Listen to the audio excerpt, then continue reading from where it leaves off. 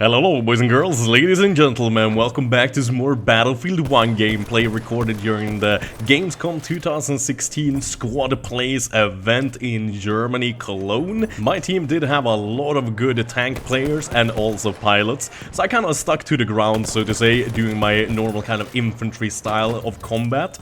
But I will bring you guys some horse gameplay, tank gameplay, and also plane gameplay in the future. Can't really tell you when, but it's coming in a not so distant future. Ammo guy from Battlefield Friends, suck my sweaty ass donkey balls. Man. Poor guy. So let's talk tanks, planes, and horses. And I think we're gonna start with the horses. People are very hyped about the horses and want to know more about them. I think you got a good view and a good idea about how the horses works during the live stream, but I'll try to sum it up for you quite quickly and in easy to understand words. You get a new kit when you jump on the horse. You get yourself a saber and you get yourself a repeater rifle. Quite powerful rifle, but very hard to aim whilst you're on the horse. You won't primarily use your rifle on top of the horse because it's just simply too hard to hit anyone whilst you're moving, and standing still you're pretty much an easy target on a horse, so you want to try to avoid that. But that is for a good reason, like I said, because the horse is extremely OP when it comes to the saber and simply running people over. You will instantly kill anybody you run over with your horse, no matter which kind of speed the horse is traveling at, and especially if you mount your horse through its arse. Then you're gonna do extra power, and I'm pretty sure you can headbutt tanks to death. No, yeah, I'm making that up, of course. If the enemy also tries to get out of the way, jump to your right, you also have that saber to quickly cut them down with instead of road killing them. And the saber is a one-shot kill as well. So charging up towards your enemy with a horse will definitely put fear into their heart and soul, and you will most definitely get a good amount of kills. But you're also a big great target on top of that unarmored horse, and your horse, I wouldn't say it's easy to kill. I would guess the horse has around 500 HP and you have about 100, so the horse can take a lot more beating than you, so you will usually end up killing the person on the horse instead of the horse itself, so you can actually steal the horse, which I of course really like as well. So let's talk tanks. You got 3 different tanks to pick between. They're always the same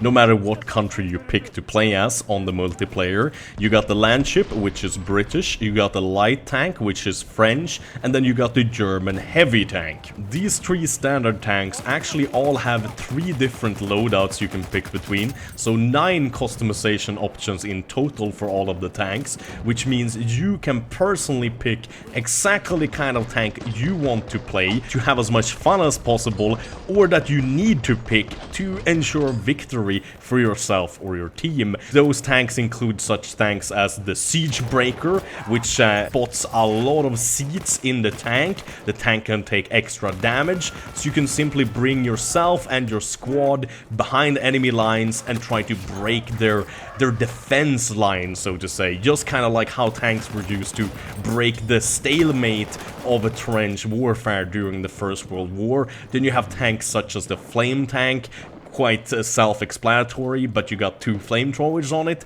so you can easily get rid of infantry coming up on the sides trying to place TNT, for example, or throw grenades at your tank. You can quickly dispatch of them with a devastating flamethrower. Then you have such tanks as the Tank Hunter, which is obviously a very good tank to use to kill other tanks with, but it also works on the infantry, of course, but maybe not as good as the Flame Tank. Another interesting loadout is the Light Tank Flanker, which spots a small caliber gun instead of the large caliber gun, and that gives you a 15 round magazine instead of just 1 shell at a time. You can fire 15 shells until you have to reload. It is very good versus infantry in the open or in buildings. However, though, it might not be as good versus other tanks, since it doesn't do as much damage in a short amount of time. But versus infantry, instead of wasting 1 entire shell on every infantry, you have 15 small shells. You can maybe put 5 shells per infantry person and get 3 kills in the same amount of time you would only get 1 kill on infantry with the standard light tank. And now to my personal favorite, the light tank equipped with a howitzer. Yes, a howitzer. It is extremely difficult to hit anything with it in the beginning, but when you do get used to it and you start scoring direct hits, you do massive damage versus tanks, massive damage versus infantry, massive damage versus light vehicles and buildings, and even the ground itself will turn into giant craters which can literally eat up vehicles so you get stuck. It is so much fun. Uh-oh, I'm running out of time and gameplay. We need to make this quick. To the planes. You got the bomber, you got the attack plane, and you got the fighter plane. All got their own loadouts as well now, so 3 different ones to pick between, 9 in total. My personal favorite though is the attack plane with the tank hunter loadout. It is so smexy. You actually get a cannon to play around with. Yes, you heard it, a cannon on a plane. It's pretty much the exact same cannon as on the tanks, like the standard one, not the howitzer, but it will one-shot other attack planes, a one-shot infantry on the ground, and one-shot other fighters in the air. So very powerful, and it will also of course deal massive damage versus bombers and tanks as well. So yeah, that is it. I'm definitely gonna have to make more videos. See you guys! Bye bye!